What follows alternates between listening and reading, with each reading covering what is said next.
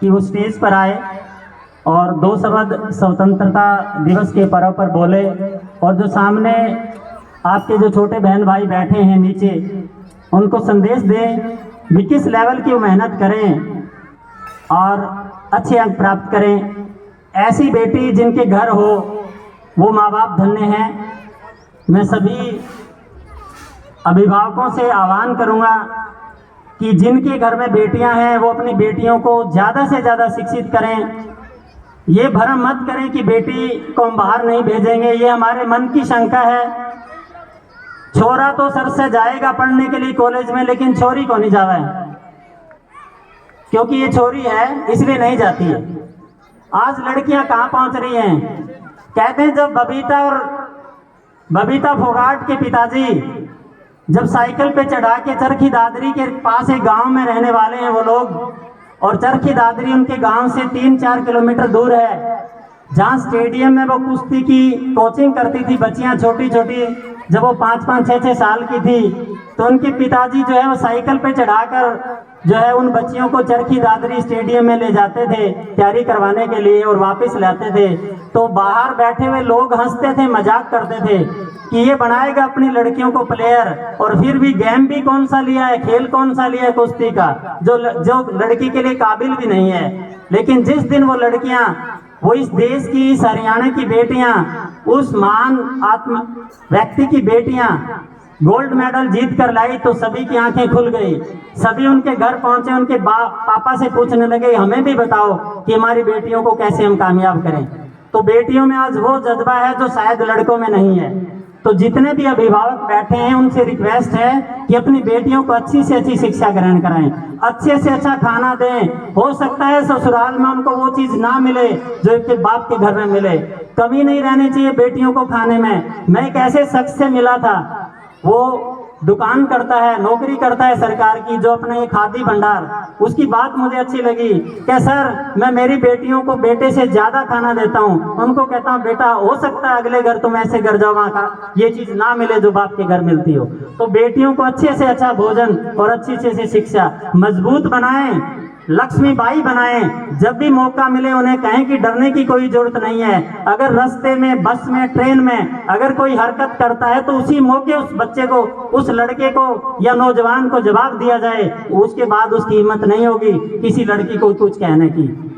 खास तौर से हमारी बच्चियों में, गांव की बच्चियों में कमजोरी है, वो इस चीज को सहन कर जाती हैं, गर्दन नीचे करके घर आ जाती हैं। धीरे धीरे वो व्यक्ति उन पे दबाव बना लेता है और उनका फायदा उठाता है। ऐसा नहीं करना है। अगर कोई गलत कर रहा है तो गलत को गलत से जवाब दीजिए। वहां पर आपका रूप लक्ष्मीबाई का होना चाहिए। तो अपनी बेटियों को जरूर ये वादा करो। अब मैं उस बेटी को स्टेज पे बुलाएंगे, प्लीज ज्योति स्टेज पे आइए और अपना अनुभव जो है वो अपने छोटे बहन भाई जो नीचे बैठे हैं, जो यहाँ पढ़ रहे हैं, उनके साथ साझा कीजिए। क्लैपिंग इस बच्ची के लिए, ऐसे माँ बाप के लिए जिन्होंने अपॉर्चुनिटी अपनी बेटियों को दी है आगे बढ़ने के लिए। ये एग्जाम्पल है, जो 10वीं क्लास की बच्चियां बैठी हैं वो इनसे सीखें। और अगले साल जो है वो 15 अगस्त में उनका नाम भी झंडा दौरा जाए, उनके अंदर जो रस्सी के हाथ से उसके झंडा खुलना चाहिए देश का। ये कोई छोटी बात नहीं है, ये बड़ी आन बान शान की। जिस झंडे को हमारे प्रधानमंत्री नरेंद्र जी मोदी ने जिसको खींचा है, उसी झंडे को आज हमारी इस बिटिया ने भी हाथ से खींचा है। तो मैं मानता हूं कि आज उनके समकक्ष हैं ये आज के दिन। आइए। Good morning to all of you. First of all, my respected teachers and friends. आप सभी को स्वतंत्रता दिवस की हार्दिक शुभकामनाएं।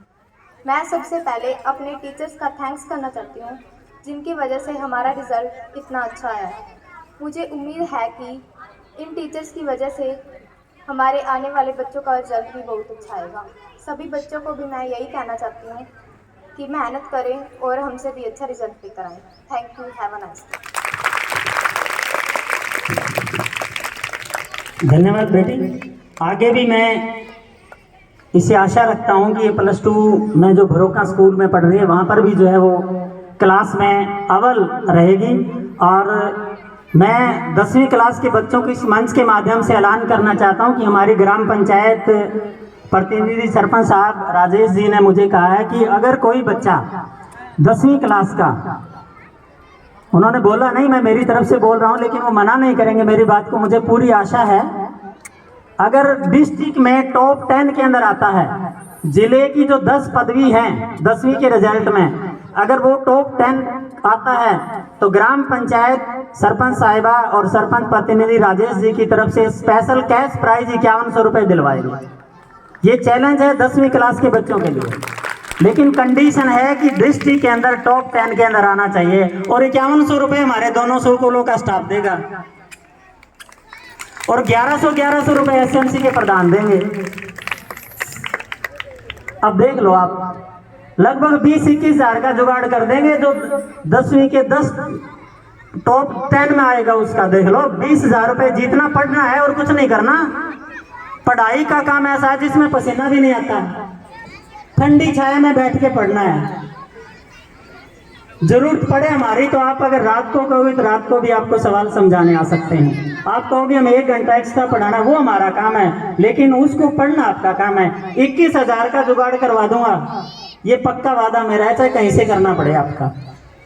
तो ये चैलेंज है। 10वीं क्लास के बच्चे बैठे मेरे सामने, आज ही एक्सेप्ट करें, आज ही प्रण ले इन शहीदों के सामने कि मैं जो है टॉप 10 में आज जरूर आऊंगा। घर घर में लिख के, हर जगह लिख के छोड़ दो, पागल हो जाओ। कहते हैं जब गांधी और भगत सिंह बाहर निकले थे तो आधे हिंदुस्तानियों ने पागल कहा था कि ये एक डंडा लेके कहता है कि बिना लड़ाई के मैं देश को जीत जाऊंगा, और ये कहता है कि मैं बंदूकें पैदा करूंगा। जमीन में क्या बंदूकें होती हैं क्या पैदा?